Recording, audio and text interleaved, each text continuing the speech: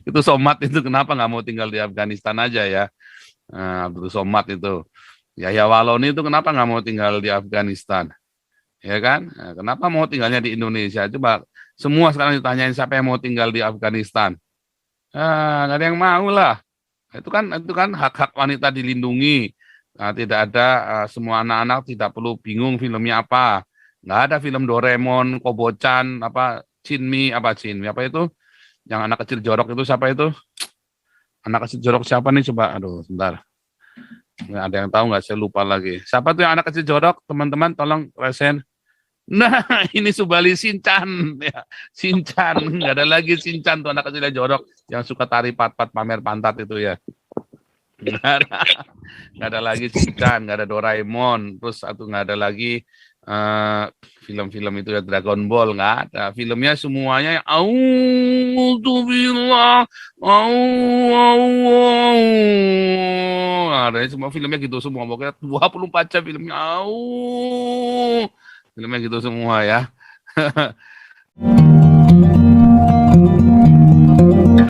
Dan hari ini kita terus dalam perjuangan kita melawan khilafah, ya persiapan buku, wah deg-degan nih kita nih ya, deg-degan juga nih ya, apa yang akan terjadi ya 1 Oktober ini nih.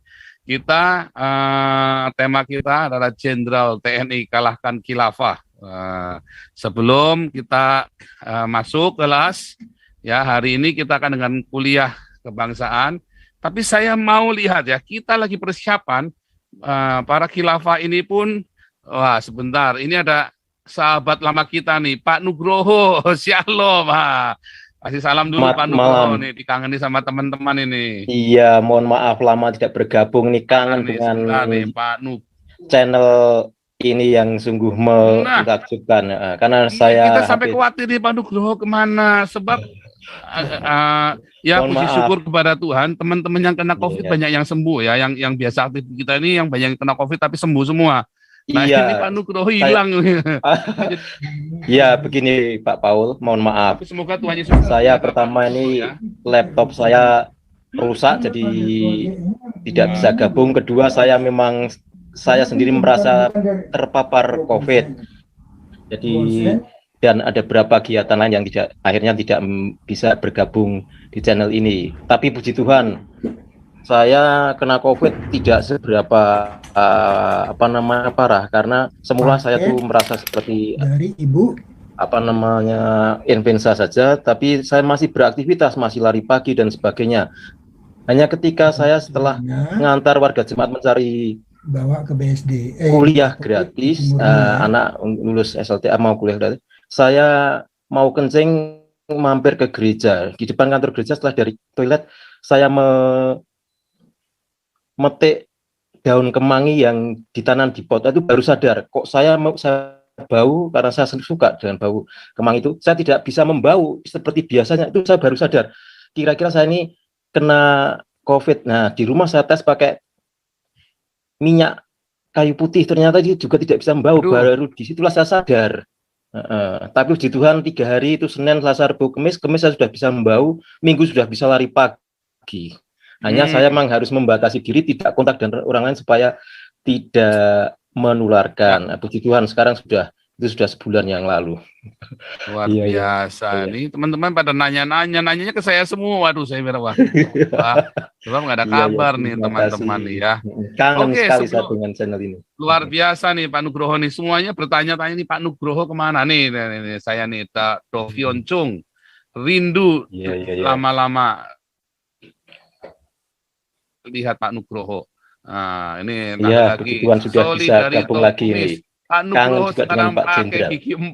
Waduh, puji hati-hati. Kangen Pak Nugroho, puji Tuhan sehat. Tony Rose, welcome Mr. Nugroho. Semua pada khawatir loh, pada nanya semua persamaan reaksi. Puji Tuhan Pak Nugroho sudah sehat dan bisa bergabung lagi. Bisa jadi sudah amblas ya.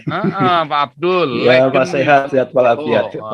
Eastern Sword, welcome back sir.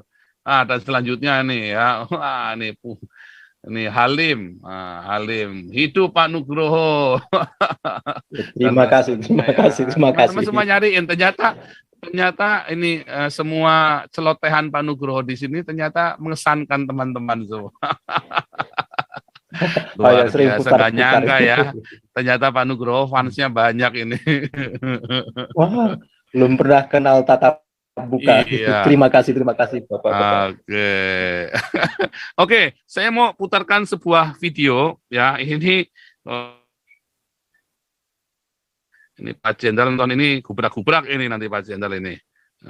Saya nonton ini saya ngamuk-ngamuk ya. Sontoloyo ya. Saya nggak tahu responnya Pak Jenderal apa ini. Oke, sebentar ini. Mana tadi video? Oke, video.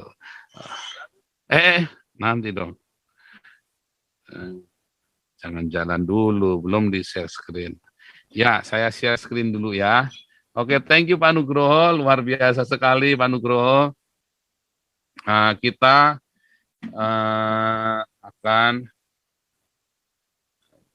Pak Jenderal mana tadi? Pak Jenderal yang akan mengajar kita. Saya pin dulu.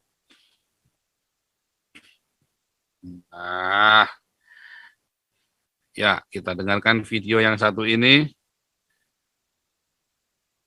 Apa masalahnya jika khilafah tegak di Indonesia?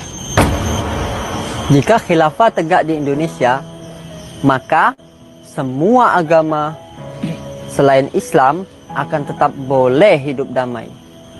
Semua akan diberi kebebasan untuk menyembah Tuhan-Tuhan mereka. Mereka tidak akan dipaksa untuk masuk Islam. Lalu, apa masalahnya jika khilafah tegak di Indonesia? Jika khilafah tegak di Indonesia, maka pendidikan bahkan kesehatan akan digratiskan untuk seluruh rakyat tanpa terkecuali. Karena kesehatan dan pendidikan adalah hak bagi seluruh rakyat dan juga merupakan kewajiban bagi seorang khalifah untuk melayani rakyatnya. Lalu, apa masalahnya jika khilafah tegak di Indonesia? Jika khilafah tegak, maka hukum Allah akan diterapkan secara kafah atau menyeluruh. Tidak ada lagi perzinahan, tidak ada lagi riba, tidak ada lagi miras, dan tidak ada lagi kesyirikan yang secara terang-terangan seperti hari ini. Dan tidak ada lagi umat muslim yang meninggalkan sholat dengan bangganya. Semua akan taat kepada Allah Subhanahu wa Ta'ala. Lalu, apa masalahnya jika khilafah tegak di Indonesia? Jika khilafah tegak, maka tidak akan ada lagi penista agama seperti Abu Janda, Denny Siregar, Bu Sukma, dan Muwafiq. Khilafah dengan sistem hukum Islamnya akan menindak tegas para penista agama. Islam pun akan mulia dan agama lain tetap dihormati. Lalu, apa masalahnya jika khilafah tegak di Indonesia? Jika khilafah tegak, tidak ada lagi para maling uang rakyat alias koruptor. Tidak ada lagi rakyat yang tertindas oleh penguasa zalim dan ketidakadilan hukum. Jika khilafah tegak, maka para pejabat negara dan rakyat jelata akan hidup dalam kemakmuran dan keadilan hukum. Lalu, apa masalahnya jika khilafah tegak di Indonesia? Jika khilafah tegak, maka nilai-nilai Pancasila akan benar-benar terwujud. Tidak akan ada lagi khayalan belaka. Tidak akan ada lagi perusak di NKRI ini seperti OPM. Tidak akan ada lagi negeri atau daerah yang terlepas dari NKRI seperti Timur Timur. Lalu, apa masalahnya jika khilafah tegak di Indonesia? Jika khilafah tegak, para orang tua tidak perlu khawatir dengan tontonan anak-anak di TV. Karena TV hanya menayangkan yang baik, baik karena Allah, bukan baik karena manusia. tidak ada tontonan yang merusak moral dan akidah. Lalu, apa masalahnya jika khilafah tegak di Indonesia? Jika khilafah tegak, maka seluruh warga negara akan dijaga kehormatannya. Negara akan mengatur berkenaan pergaulan pria dan wanita. Orang tua pun tidak perlu lagi khawatir anaknya menjadi korban. Lalu, apa masalahnya jika khilafah tegak di Indonesia? Jika khilafah tegak, para ustadz dan da'i tidak perlu lagi repot-repot mengajak kaum muslimin untuk sholat. Tidak perlu capek-capek mencegah orang lain dari kemaksiatan. Karena dakwah akan menjadi tanggung jawab negara. Dan khalifah akan mengajak seluruh warga negara untuk taat kepada Allah Subhanahu wa Ta'ala. Lalu, apa masalahnya jika khilafah tegak di Indonesia? Jika khilafah adalah kebaikan, kesejahteraan, keamanan dan keberkahan, lalu apa masalahnya jika khilafah tegak di Indonesia? A'udzubillahi minasyaitonirrajim. Bismillahirrahmanirrahim. Wa'adallahu allazina amanu minkum wa 'amilus solihati la yastahlifannahum fil ard kama stahlafal ladzina min qablihim wa la yumakkinanna lahum dinahum allazi irtada lahum wa la yubaddilan. Berisik. Berisik ya. Oke. Siapa yang percaya? Silakan tinggal di Afghanistan. Nah, itu kan ilustrasinya kan begitu. Siapa yang mau khilafah? Ngacung semua. Wah, ngacung semua kan. Tadi kan. Siapa yang mau tinggal di Berlin? Semua ngacung semua. Mau di Berlin. Siapa mau ke Afghanistan? Nggak ada yang mau. Kunyuk juga ini orang-orang ya. Coba mereka suruh tinggal di Afghanistan. Sekarang ini. Mana mau. Coba sekarang deh kalian tuh. Itu Somad itu kenapa nggak mau tinggal di Afghanistan aja ya. Abdul Somad itu. Yahya Waloni itu kenapa nggak mau tinggal di Afghanistan? Ya kan? Kenapa mau tinggalnya di Indonesia? Coba semua sekarang ditanyain siapa yang mau tinggal di Afghanistan. Nggak ada yang mau lah. Itu kan hak-hak wanita dilindungi. Tidak ada semua anak-anak tidak perlu bingung filmnya apa. Nggak ada film Doraemon, Kobocan, Cinmi apa itu? Yang anak kecil jorok itu siapa itu? Anak kecil jorok siapa nih coba? Aduh, sebentar. Nggak ada yang tahu nggak? Saya lupa lagi. Siapa tuh yang anak kecil jorok? Teman-teman tolong resen. Nah, ini Subali Sinchan. Ya, Sinchan. Nggak ada lagi Sinchan tuh anak kecil yang jorok. Yang suka tari pat-pat pamer pantat itu ya. Nggak ada lagi Sinchan. Nggak ada Doraemon. Terus nggak ada lagi film-film itu ya Dragon Ball. Nggak ada. Filmnya semuanya yang Auzubillah. Ada semua filmnya gitu semua. Pokoknya 24 jam filmnya. Filmnya gitu semua ya. Nah, enak kalau di Jerman enak kita filmnya bagus-bagus ya. Nah, semua film ada di Jerman. Bagus-bagus ya filmnya ya kalau di Jerman itu. Saya itu sampai belenger nonton Netflix itu. Sampai belenger sampai udah nggak ada yang sampai tidak ada film yang belum saya tonton gitu loh. Oke, kadang-kadang film itu memang itu luar biasa ya. Eropa ini memang surga ya. Eropa itu surga. Tergantung Anda mau maksiat, jadilah surga maksiat. Nah, ada bukan 72 bidadari, mau 1000 bidadari juga boleh asal kuat pokoknya. Tapi juga surga. Ketika kita mau menyatakan kebaikan, di situ juga ada kebaikan. Anda mau menyatakan yang mesum, boleh. Anda mau mengatakan yang suci, yang kudus, boleh. Itu pilihan. Nah, itulah kemerdekaan yang diberikan oleh Yesus. Ya, kata firman Tuhan, kamu memang sudah merdeka. Tapi gunakan kemerdekaan itu untuk hal yang baik. Boleh kamu melakukan yang jahat, itu pilihanmu. Tapi kan hal yang jahat yang kamu lakukan akan memperbudakmu. Kamu tidak merdeka lagi nanti. Tapi ketika kamu melakukan yang baik, maka kebaikan itu yang akan memerdekakan kamu dari semua yang jahat. Gitu ya. Tadi siapa yang percaya tadi? Nah, oh nanti hak-hak wanita akan dilindungi. Iya, hak wanita akan dilindungi. Anda ngerti definisi diamankan, dilindungi dalam perspektifnya orang Indonesia, polisi Indonesia, KC itu loh, MKC. Nah itu diamankan itu. Oh diamankan supaya apa? Supaya jangan dibunuh sama orang. Masih amankannya masuk ke Salemba. Mana itu? Tanjung di apa? Mabes Polri ya. Nah, itu namanya definisinya diamankan, dilindungi. Kayak kemarin Pak Saifuddin diamankan. Nah, diamankannya masukkan ke penjara. Kalau di Jerman, namanya diamankan, kita diamankan orang mau bunuh kita, dia yang di penjara. Ada 1.000 orang, bunuh 1.000 orang di penjara. Bukan sayanya yang di penjara. Nah, kalau tadi definisinya Islam, diamankan, hak hak wanita dilindungi. Dilindungi, oh jangan dilindungi, protektif, dilindungi, oh jangan. Nah, kamu gimana? Karungin. Nah, itu dilindungi tuh, dikarungin tuh. Dikarungin, dilindungi, hak wanita dilindungi itu dikarungin artinya. Semua orang boleh beribadah.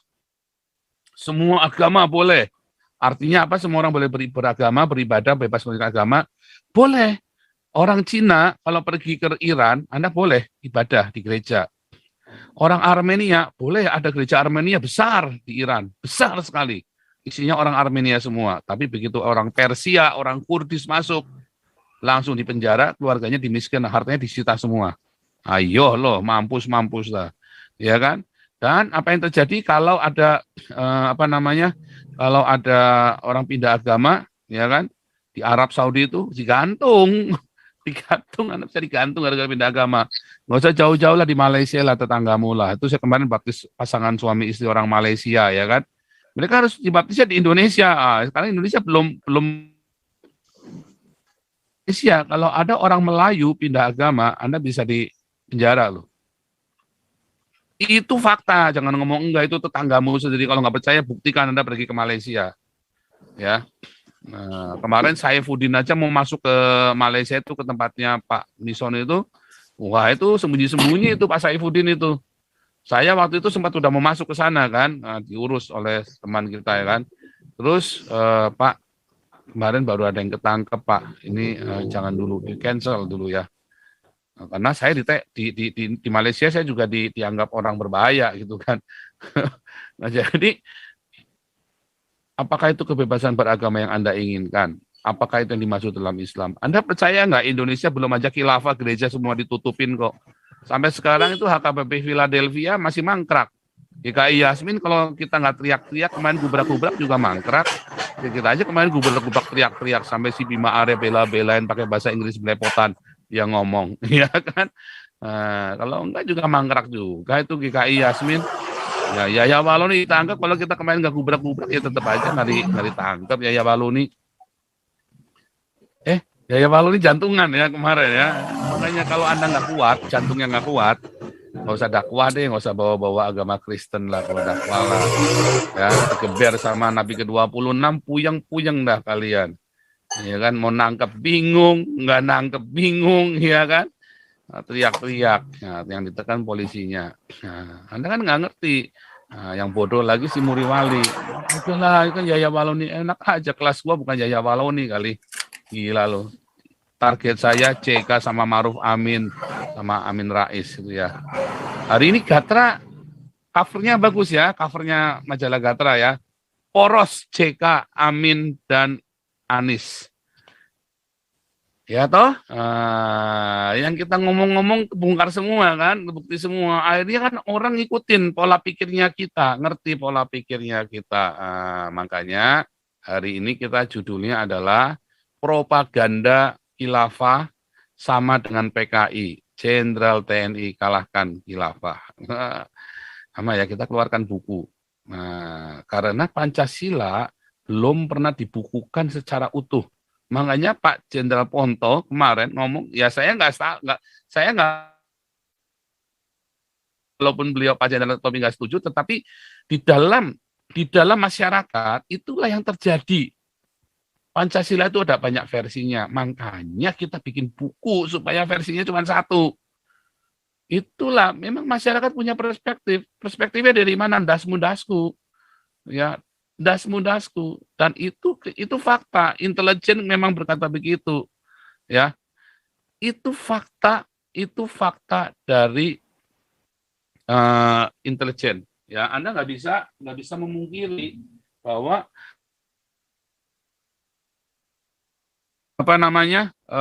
rakyat Indonesia berpikir seperti Pak Ponto. Itu fakta. Dan kita mau supaya itu nggak seperti itu. Itulah gunanya doktrin. Ya, itulah gunanya doktrin ya. Doktrin itu kita melindungi tafsir Pancasila yang dasmundasku. Pak Paul, baterai siapa yang lemah itu? Baterai saya. Oh, saya kira saya punya lagi. Oke, supaya nggak berlama-lama, ini Pak Nugroho kita kasih kesempatan buat bicara dulu.